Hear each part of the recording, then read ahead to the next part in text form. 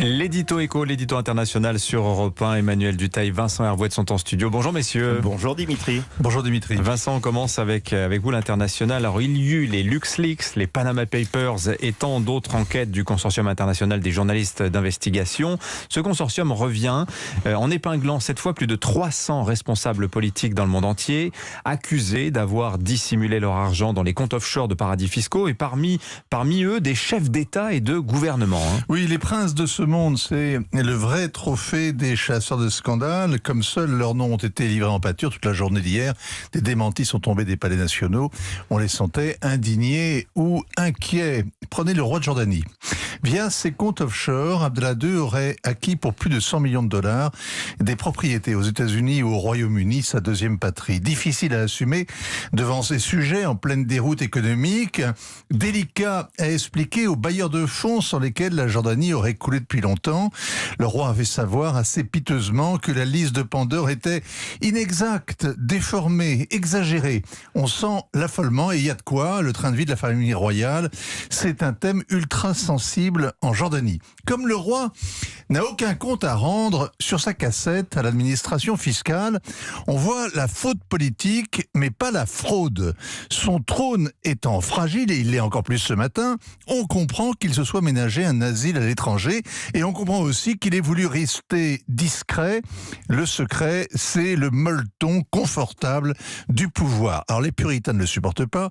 Ce consortium ne traque pas la fraude, il veut imposer la transparence. Alors la transparence précisément, c'est le moyen le plus efficace que l'on ait trouvé, Vincent, pour lutter contre la fraude fiscale. La presse est totalement dans son rôle. Il semble que dans la plupart des cas, les faits ne soient pas susceptibles de poursuite, dixit le consortium. Il n'y a donc pas de fraude, de blanchiment, pas de corruption.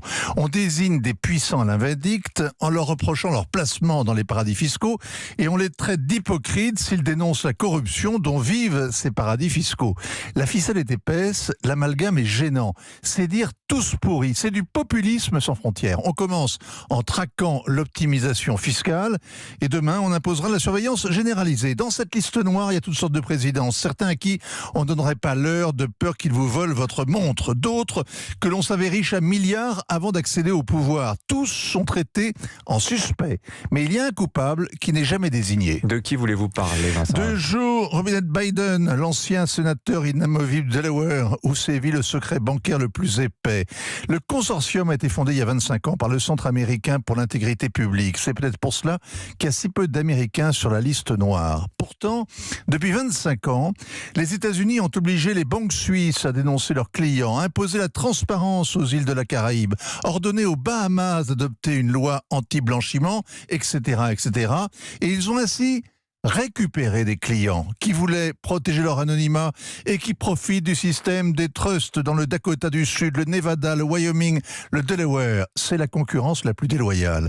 Washington refuse obstinément d'adhérer à l'accord de l'OCDE sur l'échange automatique d'informations sur les comptes bancaires ou d'assistance mutuelle en matière fiscale. Joe Biden connaît tous ces dossiers par cœur et pour cause.